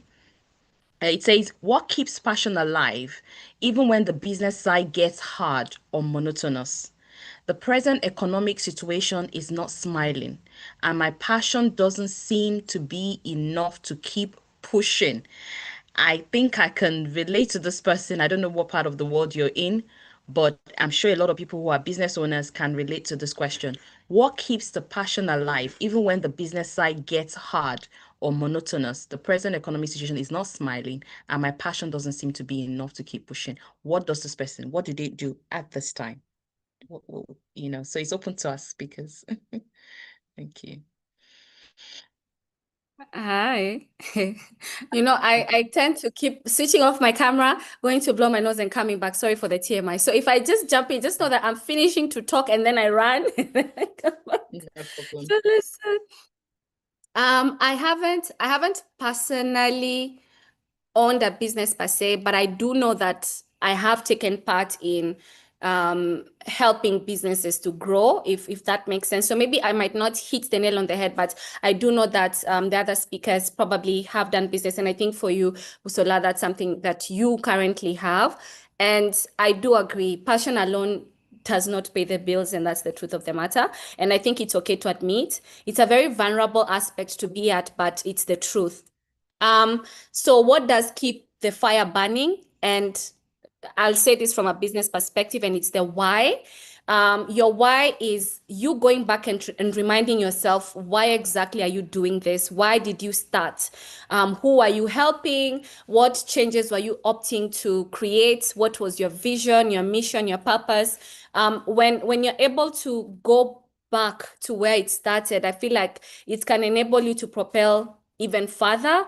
And sometimes it can be as easy as adjusting your pace, because if your vision is still the same and you're true to it, it's okay to slow down and say, okay, I learned this, I learned that, I am unlearning this, I'm changing that. And being wise with your energy. So sometimes just taking a woosa moment and realigning a few things, but not your vision, just your pace. And then find other avenues that can enable you to feel the fire. Because if you've planted your tree there and it's not making sense, and you're climbing all the branches and you cannot see the hills, I'm in the Pays de Mille Collines, a lot of hills here.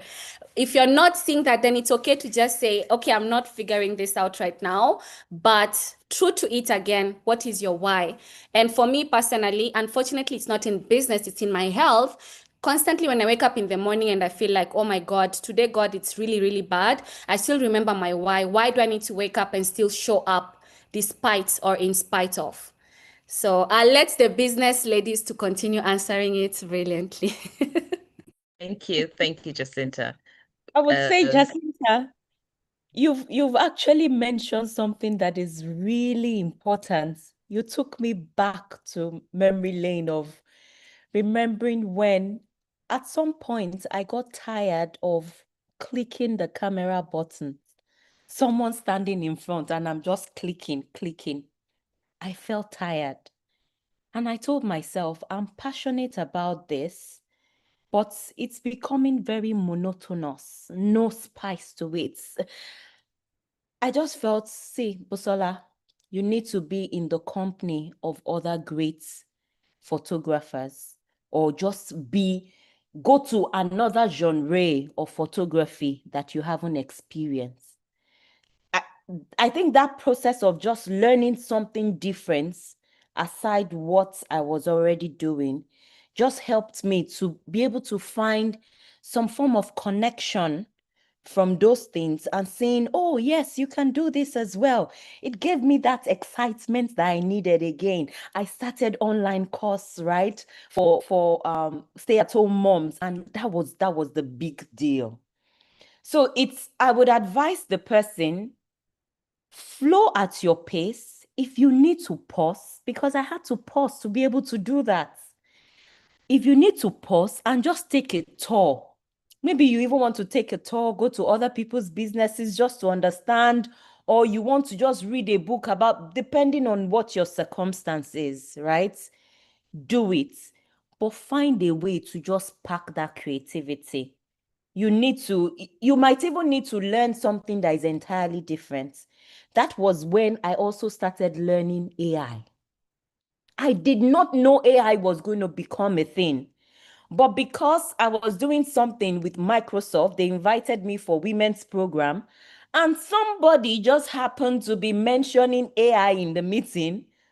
I went back home, I said, what's this AI thing? And I started learning a bit about AI, right? And that's really just woke my creativity up again.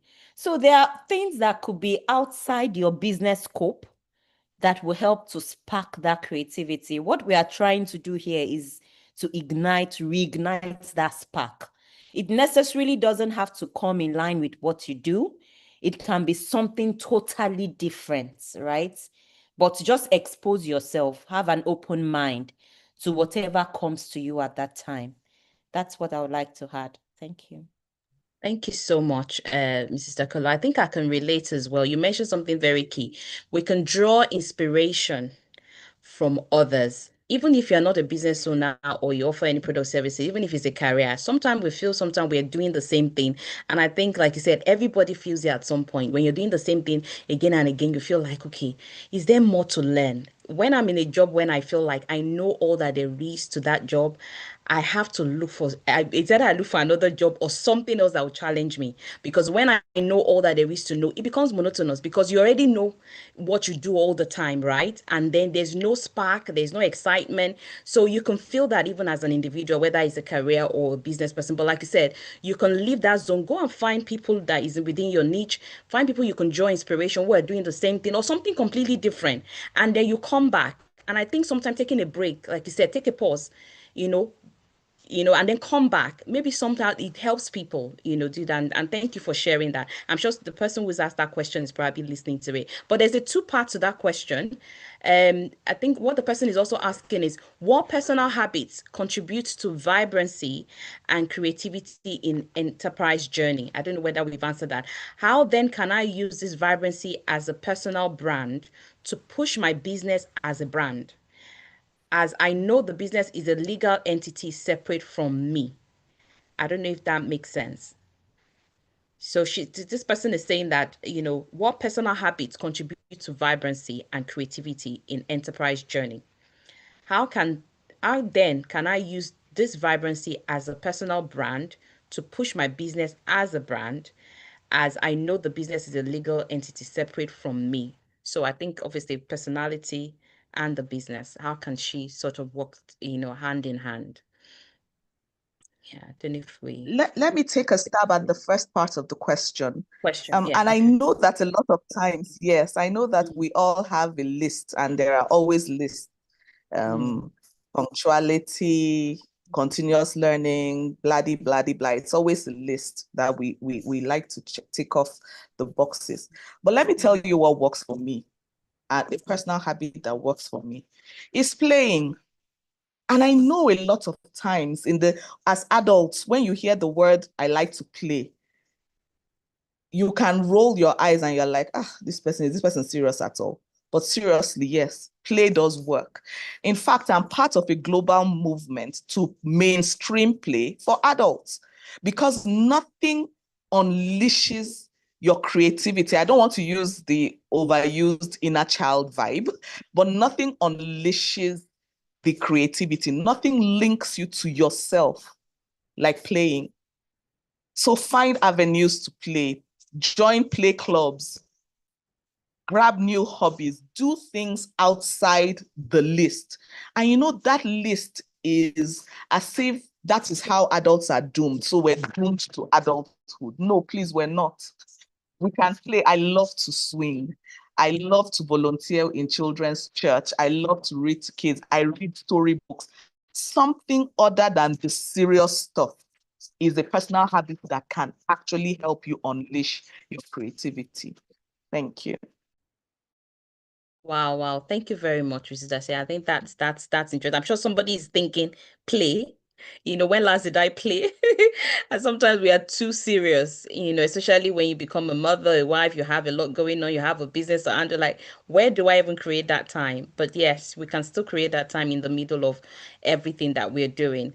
I think the last part of that question, she said, so how can I build myself on one hand as a brand, my business as a brand without clashes? So I don't know whether we've answered that last bit. She says, so how can I build myself on one hand as a brand, my business as a brand without clashes? So personality and her Yeah, business. Yeah. what I would say here Mm-hmm. is one will work for the other. And Mm, in most cases, you are using you to work for your business, yeah. right? You embrace, you look at, we are all in different circumstances. Some could have that vibrant energy like Jasinta, because I can feel it, even though, but then some could actually be like, you have to be in a certain zone to be vibrant like that. You have to understand your personality. I think that's more of self-awareness. There are some, they can easily enter into any room. I don't need to talk to anybody when I enter into a room, but I always know who I want to talk to. So I'm the kind of person that if I'm going into a physical meeting with people, I already know who do I want to connect with there, right? I've done my homework and I go straight. I'm unafraid to talk to anybody. I don't care whether you are the president. I don't care whether you are so intelligent that I don't even understand some words you say. I find a way to break the ice and just to make you to listen to me. And that's it. Sometimes I don't even need to talk about my business. I just need to make mention of something interesting about the person. Maybe it's the shoe that I find interesting, and the whole talk is just about the shoe. Or if I find, there's always that connection point. It has worked for me magically that I always tell myself, how has this been so great? Like, I don't know how to do some things, but I just know how to easily connect with people. And most times it's not on a serious note, but then it ends up benefiting my business, right? So that's where I always start with, know who you are and use that great point about who you are as your selling point. It's not what you know that you should use as a selling point, but mainly who you are. Because there are some, it's just because of how they are always able to gather people around and to make people feel welcomed wherever they are. That just connects with people, right? And then they can then chip in business later on, because things around business is more of relationship building, right? So I would say it's about the uniqueness of who you are. It doesn't matter whether you're the type that you don't like to talk. If you don't like to talk and you just sit down, and then there's a way, at least the person beside you, you introduce, there's a connecting point. I believe so, no matter the personality. But your personality will always link back to your business. Because I know some startups that some investors, just because of the startup's personality, startups founders' personality, they are saying, no, we don't want to invest in that business, right? That shows that there's a link. So your personality, if you're very controversial, you should know that that is also going to rub off on the business somehow. And, you must just understand all these nuances and how it interplays with your business growth. And then maybe you will say, I will entirely not talk about business because my personality is very controversial and it always makes people to feel like, no, I come out like this and I don't want that to rub on my business. So you just have to find that clear, know that clear clarity and know whether you use your personality as a lever or you just drop your personality and just be doing the business separately. Yeah. Thank you very much, Mrs. Dakolo. I think that for me, I think it actually answers that. We can't really entirely separate our personality from the business because some of us are assertive, we're outspoken, there's an aura that we carry. Some people easily, they can come into a room, like you said, and even before anything dark, they've already interacted and started having a conversation. I'm a very good conversationalist, and that's my own strength. Like Mrs. Dakolo, I can walk into anywhere, I can strike conversation with anybody. And that has got me through so many jobs that I've gotten. Again, you will notice that over time who you are, self-awareness, the confidence, you're able to build all those, and know your strength. We all have different strengths. So, capitalize on your strength rather than your weakness. And so sometimes people say, I'm not good at talking, I'm not bold, but there might be other things that you're able to do. So I think that would go a long way. Thank you very much. And we've got one, I don't know whether that's the last question. I'm conscious of time. She's asking, I keep hearing about organizational culture. Kindly explain this to me in simple terms. And how can I use this to build a brand to make myself visible? So she said, I keep hearing about organizational culture. Kindly explain this to me in simple terms. How can I use this to build a brand to make myself visible? So I don't know who's able to help us answer that. I can try, unless one of the Yeah. ladies. Yeah, go ahead, Jasinta. Thank you. Sorry, it's what time? It's around 9 here in Kigali. So dinner is being prepared and I'm seated very next to the kitchen. So I've made someone stop blending the Okay. tomatoes. No Anyway, worries. so how I'd look at organizational structure, it's probably simply defined, it's the way we do things around here. Probably how to put it is it's the personality around your business or your brand. So these are your values. This is the language you use. This is the energy that you emit. It's the attitude that you present. It's almost like how you go and say, oh, when I go and get served at KFC, I'm served with kindness because that's the organizational culture that they've created. It's basically, simply put, how a business does things. It's how they communicate, how they deliver things, how probably they promote transparency. So it always differentiates one brand to another. Even if you look at Uber and Taxify, you'll know that you can differentiate them because this one focuses on this versus the other one. And on how it can help in building your own brand, it's because it helps you to define your brand values. It's almost like saying, what do I want people to feel when they interact with my brand? What principles are guiding how I serve, how I show up, how I network, and you're even able to define them and go more a bit granular and say, my brand, cultural values will align with boldness, integrity, consistency, for example. And so when someone comes through to interact with your brand, these are the things that they experience. And something else, it also lives true to your culture in everything. So it reflects in how you carry yourself, how you carry your brand, how your staff members, show up and show out.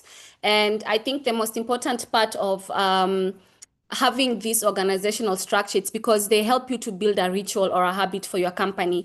And that has like a very good resonance to customers through and through always, from what I've seen. Okay, thank you. Very much, Jacinta. Thank you for answering that. And I hope the person who's asked that question, you've got that answered there. Thank you. The last question will probably be taken now. I'm conscious of time. As a business owner, how can I create an environment where team members feel seen and valued? at the same time, I also want them to buy into my vision for the business. Okay. So, as a business owner, so how can I create that environment where team members feel seen and valued? And at the same time, I also want them to buy into my vision for the business. Thank you. So jumping off the comments that Jacinta just made about organizational culture, the look and feel of your business, and how you want people to interact with your organization, this second part looks at the people behind the scenes. And there's a common saying that says, if you treat your people well, they will treat your clients well. And we've seen a lot of organizations where people refer to the environment as toxic. That is because they are pushed hard to deliver to the clients. And it seems like nobody cares about the organization, about the employees themselves. We've seen cases where organizations have high suicide rates, high turnover, because there is something wrong within the organization. So as a business owner, it's very important for you to ensure that members of your staff, in making them feel seen and heard, you literally have to allow them to speak and to air their opinions. Make them understand that they have a stake in the business. And that is determined by how you show up and how you yourself treat others and how you embody your own organizational values. There are organizations that say we are known for honesty, but the person driving the organizational culture has favorites within the team. That breeds competition, the kind of unhealthy competition that is not good for your environment. So it's important for you to define what the values are and how you want people to feel and put those mechanisms in place. So if we're saying that in this environment, we're going to push forward teamwork and collaboration, ensure that you have a mechanism for feedback, whether discrete feedback or direct feedback. Ensure that you have a mechanism in place that takes care of undue advantage or unfair competition. Ensure that you yourself do not project favoritism. There are leaders who do divide and rule, so they have a clique within the organization and they pit them against other colleagues, or they have spies within the organization. That is you ruining your own organization by yourself. So you need to define what those boundaries are, define what those values are, and actually live them and put in place mechanisms that protect your employees. So whistleblowing policies, whatever it is that makes people feel safe and heard. And please don't forget to ask them. Ask people what they want. Ask people how they want to be treated, what sorts of compensation they want, what reward looks like. Sometimes people feel, oh, I've added their salary, or we have a bonus package. But sometimes that's not what people want. Sometimes what people want is to be acknowledged in meetings, to say, oh, Jacinta brought this idea. Please let us applaud Jacinta. Oh, this new checklist that we're using was introduced to us by Busola. Let us applaud her, and things like that. So ask your employees what they want and how they would prefer to be seen and heard. Wow, wow, wow. That's quite detailed. Thank you very much, Mrs. Dashe. And I think as everybody listening, we could obviously, we've worked, is either if you've not been a business owner, you've been an employee of an organization. And we can all tell that, some people leave, there's some organizations that people leave the organization, they don't stay long, and they have a track record of not looking after their employees, and even if you've not gotten to that stage in your business where you are an employer of labor, you have a lot of staff, even if it's one or two, you can start to do that, have this habit, some of the things that she's mentioned, so that as you begin to grow, it's a culture. It's something that would be passed on to people. They know what the value, they know the vision, they know people should know you for what you are and what the vision of the organization stand for. And everybody reflects that even in their business. So thank you very much for some of those points that you've mentioned. I think yeah, it's actually been a good overall session. Please let me just have a chat. Somebody, let us know what have you gained today? How has this benefited you? It's been an awesome, having all our speakers today. Thank you, Mrs. Dashe, Mrs. Dakolo, and Jacinta. Thank you so much. And it's been an awesome, even though I don't have a business, but at least some of those nuggets, who knows? I might decide to start a business that I've been thinking about. It could be that you're thinking of, doing something, but then you're scared. I think last year, Value Me, we encourage people. Yes, you could have been an employee of someone, but then you want to start up yours. There's a lot of knowledge, gain here that you can use for the future. But so thank you so much. We're going to go to the announcement. So that was the last question and answer. So we have a few announcements. Babes Redefine. If you're new, joining us and you don't know who we are, we're Babes Redefine organization. We're a non-governmental organization, and we're very present on Facebook. We do obviously support women, both entrepreneurial, spiritually, anything to help a wholesomeness of a woman. That is what we represent. And Babes obviously do represent bold, beautiful, all of that. We'll share our link. You can find us on Instagram and Facebook. We do have different campuses around the world. Again, I represent the UK and Europe. We have across Africa. We have in US, Canada, and it's our 15-year anniversary this year. So they're major event across the country. So this year we have the UK and Europe having the 15th anniversary. August, this is next month, the 23rd. And then thank you very much, Busola. I forgot what Babes stands for. Babes is beautiful, adorable, blessed, empowered, and saved. So if you call someone a Babes, that's exactly what we represent. And so next month, August the 23rd, if you'd like to join us in Leicester, we're going to be live and direct celebrating. It's going to be a wonderful time. We're going to have, like a dinner, the ball gown, everybody's well dressed. We're going to be celebrating 15th anniversary. It's going to be awesome. We're going to have women friends invited. So please share. We're going to share that with everybody who has joined us today. And then in Nigeria, I think that is happening. Let me get all those dates correctly. And we also have in the US. So United States, Maryland is happening August 2nd. United Kingdom, it's August the 23rd. Canada will be September the 13th. Nigeria will be across 3 states. We have Port Harcourt, Lagos, and Abuja. So November the 8th, November the 15th, and November the 22nd. So again, you can't miss out. So nobody's going to be missing out of this. Well, we'd love you to join us. And if you'd like to know more about us, we'll share some of the links with you. It's been an awesome time and it's been a pleasure anchoring this event. And I would like to say thank you again for all our guest speakers. Mrs. Dashe, thank you so much for your time. Mrs. Dakolo, it was lovely having you. And Jacinta from Rwanda, I would come to Rwanda sometime. That's on my bucket list of travel. Hopefully we could connect. So thank you so much. You've all been wonderful. And for all the people that have joined us on YouTube and on Zoom, it's been an absolute pleasure having you on. Thank you so much and have a wonderful evening, everybody. Thank you. All right, take care. Bye. Thank you.